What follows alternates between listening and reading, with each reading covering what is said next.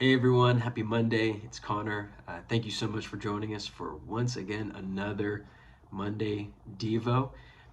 Just a reminder, if you're joining us for our Love My Community study that we've been in for a few weeks now and will be for the next few.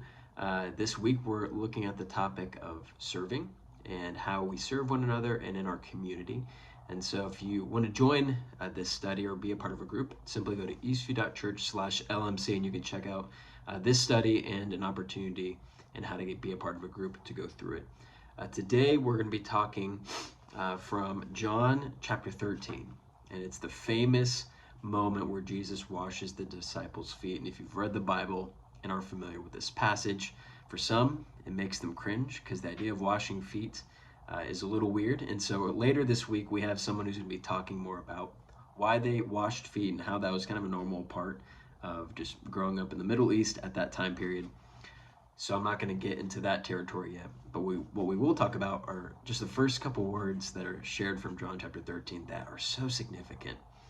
So in John 13,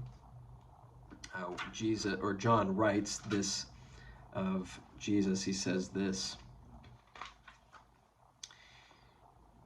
He says, sorry, I lost my place. We're actually going to be reading from John 15, but I got to start here and then I'll jump over to John 15.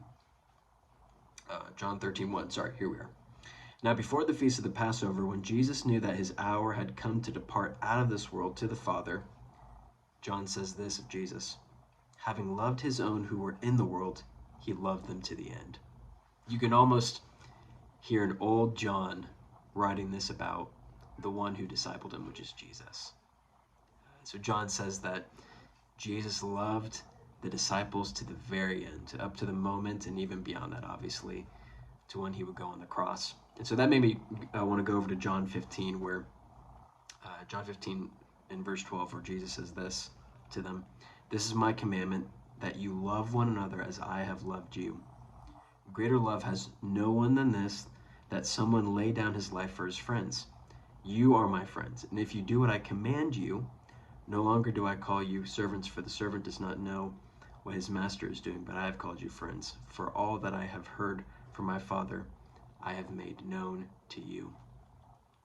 The question that we ought to ask today, whenever you're watching this video, is who are you investing in? For John to be able to say of Jesus that he was the one who loved him, the Son of God, the Savior, that he would invest in 12 men to empower them to then eventually start a movement of the church. That is just a significant legacy that we ought to be inspired by and learn from. And so, are you someone who's investing in others? Are you someone who's investing in someone so much so that they would say of you that you love them day in and day out, week in and week out?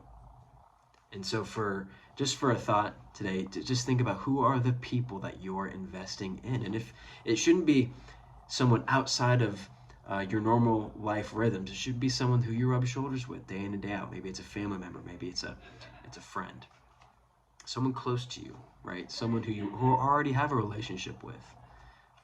But think about how you could be investing in them, so much so that they look back on their life and they're inspired by who you are. So that's the challenge, that's the nudge today that comes from John. We love you all and we appreciate you joining our Devos this week. And so we'll see you next time.